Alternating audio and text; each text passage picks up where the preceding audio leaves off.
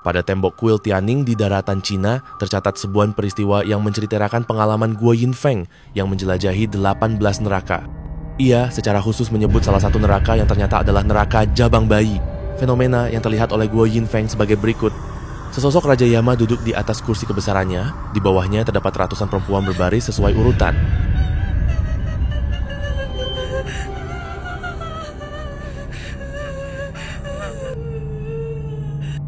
Sekawanan jabang bayi yang masih kecil memeluk kaki para perempuan itu sambil meratap, "Kembalikan nyawaku! Kembalikan nyawaku!" Ada bayi yang menggigit kaki ibunya, ada yang menggigit hidung ibunya, ada yang menggigit puting susu ibunya. Perempuan-perempuan itu, ada yang menghanyutkan bayi perempuannya karena terlalu banyak melahirkan bayi perempuan. Ada yang karena faktor miskin tidak sanggup membesarkan bayi lalu membunuhnya. Ada yang karena istri pertama cemburu pada istri muda yang mengandung lalu menggugurkan janin kandungannya. Ada yang karena mengandung di luar nikah lalu meracuni janinnya atau melakukan aborsi. Ada juga yang kandungannya keguguran karena berkelahi di masa hamil. Ada yang karena kesal pada suara tangis bayi lalu memukulnya atau membantingnya hingga mati. Ada yang bayinya mati konyol karena lalai dalam perawatan. Semua ini dicatat satu persatu oleh Raja Yama. Wajah perempuan-perempuan yang diborgol itu tampak kuyuh dan jasmaninya sangat menderita. Mereka digiring ke neraka masing-masing untuk disiksa. Setelah Guo Yinfeng kembali ke alam dunia, ia menceritakan apa yang dilihatnya di neraka Jabang Bayi pada sang ayah. Lalu Guo Yin mengukir tulisan cerita itu pada tembok kuil Tianning untuk memperingatkan generasi yang akan datang. Menurut pribadiku, kita dikaruniai tubuh manusia adalah hal yang patut disyukuri. Kadang para dewa dan makhluk suci turut bersyukur atas kelahiran seorang bayi di alam dunia. Bayi yang baru lahir tidak berutang apapun pada orang tuanya.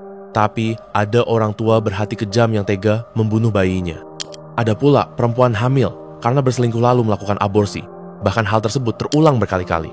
Aksi aborsi itu sama dengan membunuh, padahal hewan saja tahu menyayangi bayi sendiri.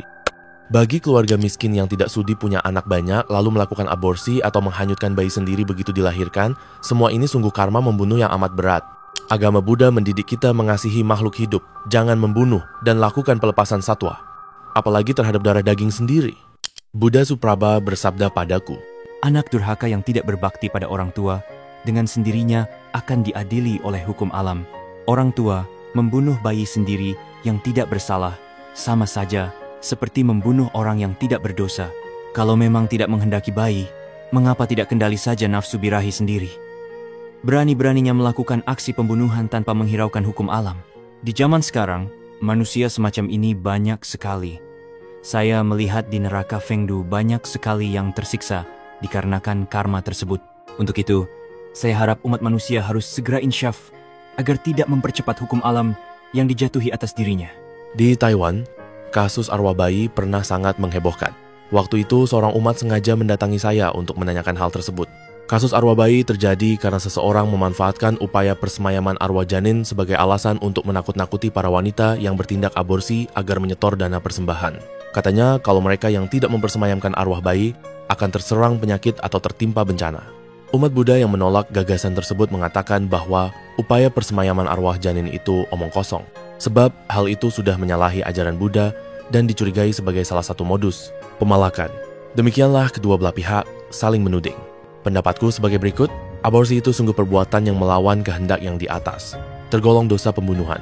Saya dengan keras menentang aborsi. Arwah janin itu sungguh ada, saya juga pernah melihatnya.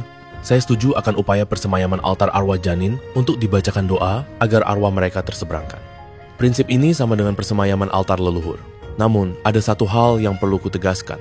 Dana persembahannya harus memadai, karena termasuk kerjaan sosial, ada kalanya secara cuma-cuma juga tidak masalah. Sebaliknya, jangan dikira dengan adanya upaya persemayaman arwah janin, lantas boleh seenaknya melakukan aborsi. Bagaimanapun juga, hal tersebut sudah cukup membuat manusia mawas diri. Bayi juga mempunyai roh. Jangan diabaikan.